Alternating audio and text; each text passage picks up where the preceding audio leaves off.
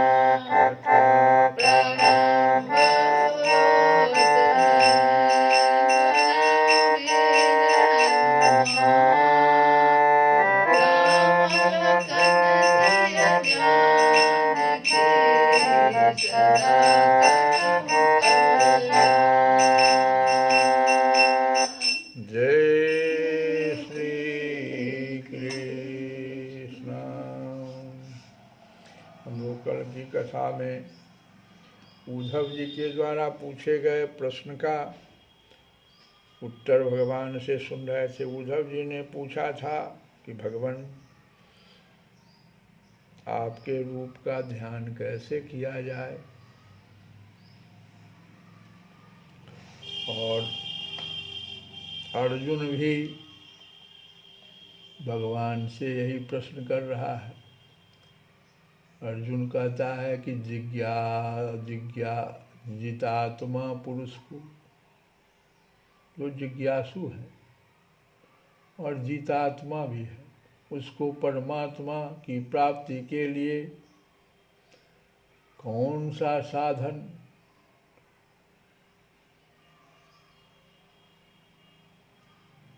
का प्रयोग करे कि शीघ्र परमात्मा प्राप्त हो जाए। तो भगवान कहते हैं अर्जुन से योगी युञ्जीत सततम् आत्मानं रहसि स्थितः एकाकीयत चेत्तत्मा निराशी अपरिग्रह। मन और इंद्रियों सहित शरीर को बस में रखने वाला, मन और इंद्रियों सहित शरीर को, तीनों चीज को, शरीर, इंद्रियां और मन, तीनों को जो बस में रखने वाला और आशा रहित और संग्रह रहित, ये 5 चीज बताए। ध्यान लगाने से पहले 5 चीज, जो संग्रह न करता हो, आशा रहित हो, शरीर, इंद्रियों और मन को बस में रखे, ऐसे योगी अकेला ही एकांत स्थान में स्थित होकर आत्मा को निरंतर परमात्मा में लगावे। यहाँ पर निराशी भगवान कहे, मतलब हुआ कि इस लोक और परलोक के भोग्य पदार्थों की जो किसी भी अवस्था में किसी प्रकार भी किंचन मात्र भी इच्छा या अपेक्षा नहीं करता है, और अपरिग्रह, भोग सामग्री के संग्रह का नाम परिग्रह है, और जो उससे रहित हो उसे अपरिग्रह कहते हैं।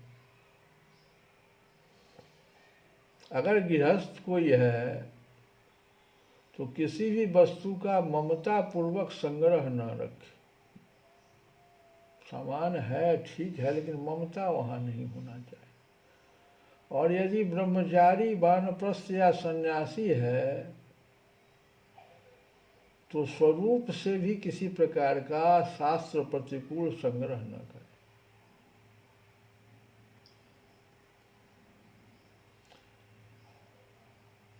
एकाकी भगवान कहते हैं, बहुत से मनुष्यों के समूह में तो ध्यान का अभ्यास अत्यंत कठिन है। एक भी दूसरे पुरुष का रहना बातचीत आदि के निमित्त से ध्यान में बाधक हो जाता है। अतएव अकेले रहकर ध्यान का अभ्यास करना चाहिए, और एकांत स्थान में, वन हो, पर्वत हो, गुफा आदि एकांत देश ध्यान के लिए उपयुक्त माना गया है, जहाँ बहुत लोगों का आना जाना न हो।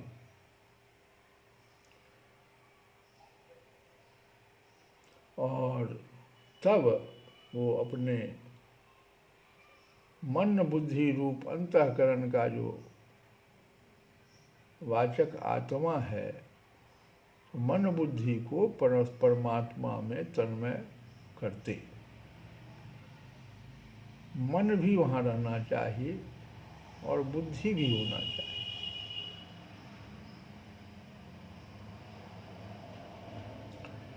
और यह क्रिया सततम, कहते हैं भगवान की, निरंतर ध्यान करते समय जरा भी अंतराय न आने देना चाहिए। निरंतर परमात्मा का ध्यान करते रहना चाहिए, जिससे ध्यान का तार टूटने न पाए। और अगले श्लोक में कहते हैं, जो कल कह रहे थे वही सब चीज यहाँ पर भी अर्जुन से भगवान पहले ही कह चुके हैं। उद्धव जी तो अभी जब भगवान द्वारिका छोड़ने वाले, अब 7 दिन ही समय बचा है, तो उद्धव जी का भगवान से जो प्रश्नोत्तर हो रहा है उसको हम लोग सुन रहे हैं। यहाँ तो ये जिस समय में युद्ध का समय था, उस समय में अर्जुन के साथ भगवान का ये प्रश्नोत्तर हो रहा है। तो आगे कहते हैं भगवान,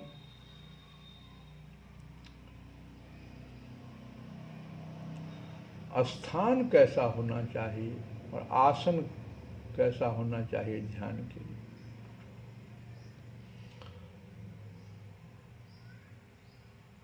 कहते हैं शुद्ध भूमि हो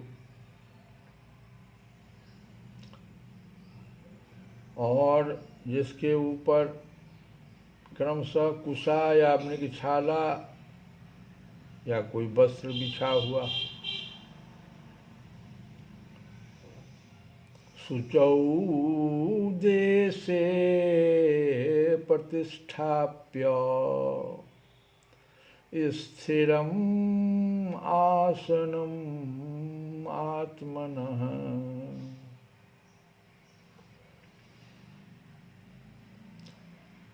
और जो न बहुत ऊंचा हो और न बहुत नीचा हो, न अत्युच्छित्रम न अति नीचम,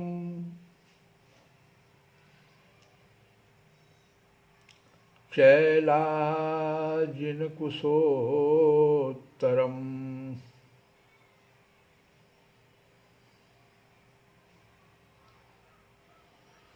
चैलाजिन मृगशाला या कुशा उसको कहते हैं, और उस पर वस्त्र बिछा हुआ। तो कहते हैं भगवान की शुद्ध भूमि में जिसके ऊपर क्रमशः कुशा मृगशाला और वस्त्र बिछे हों, जो न बहुत ऊंचा हो और न बहुत नीचा, ऐसे अपने आसन को स्थिर स्थापना करें। तो ध्यान योग का साधन करने के लिए ऐसा स्थान होना चाहिए जो स्वभाव से ही शुद्ध हो। झाड़ बुहार कर, लीप पोछ कर अथवा धो पोछ कर स्वच्छ और निर्मल बना दिया जाए।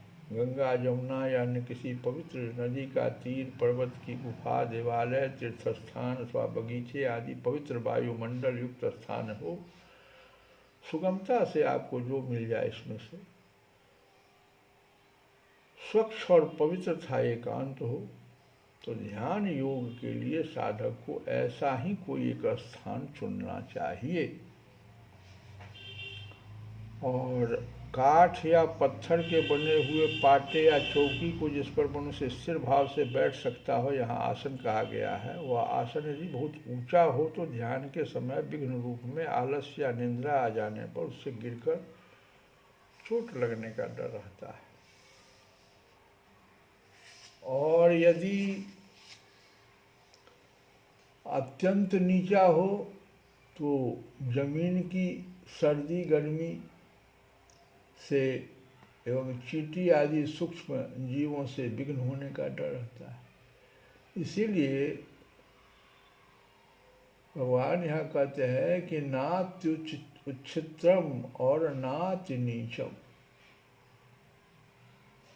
बहुत ऊंचा भी नहीं और बहुत नीचा भी नहीं। और काठ या पत्थर का आसन अगर बना लीजिएगा तो उस पर बैठने से बहुत देर तक बैठना है तो पीड़ा हो सकता है। इसलिए भगवान कहते हैं चैलाजिन कुशोत्तरम,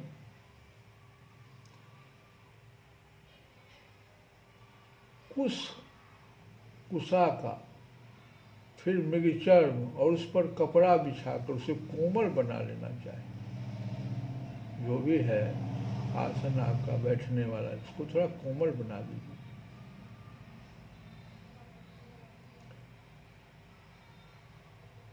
मृगचर्म अपनी मौत से मरे हुए मृग का होना चाहिए, किसी को मार करके नहीं, जानबूझकर मारे हुए मृग का नहीं। हिंसा से प्राप्त चर्म साधन में सहायक नहीं हो सकता है। और मृग चर्म के नीचे कुशा रहने से वह शीघ्र खराब नहीं होगा, और ऊपर कपड़ा रहने से उसके रोम शरीर में नहीं लगेंगे। इसलिए तीनों के बिछाने का विधान किया गया है। तो इस प्रकार से हम लोग आज कथा को यहीं विराम देते हुए फिर कल सुनेंगे कि भगवान आगे के ध्यान योग में क्या कह रहे हैं।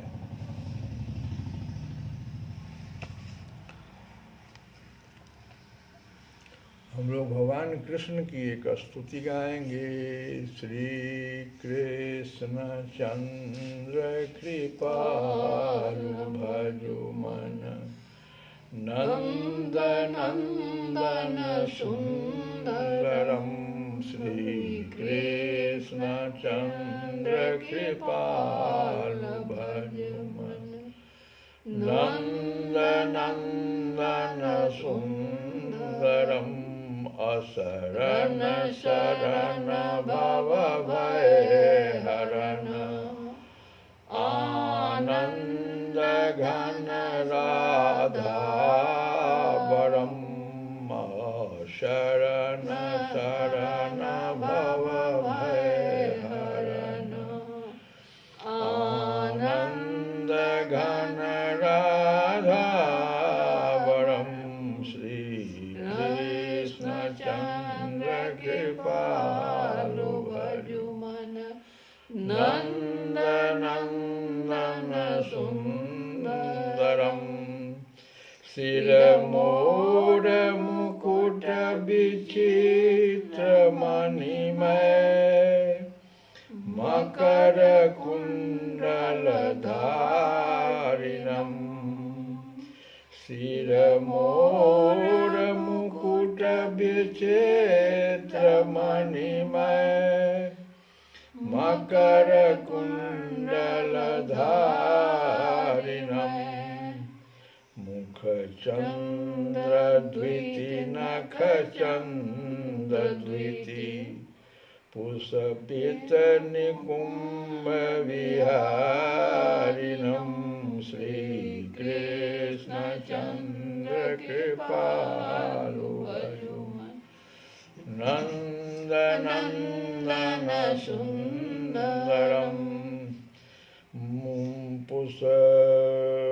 मुस्कान मुनि मन मोहिनी चितवन चपल बपु नट बरम। मुस्कान मुनि मन मोहिनी चितवन चपल बपु नट बरम। बनमाल ललित कपोल मृदु अधरन मधुर मुरलीधरम। श्री कृष्ण चंद्र कृपालु भजो मन नंद नंदन सुंदरम। वृषभानुनंदिनी वामदिशि शोभित शुभम सिंहासनम। ललितादि सखी जिन सेवहि करि चवर छत्र उपासनम। श्री कृष्ण चंद्र कृपालु भजो मन नंद नंदन सुंदरम। श्री कृष्ण गोविंद हरे मुरारे नाथ नारायण वासुदेव।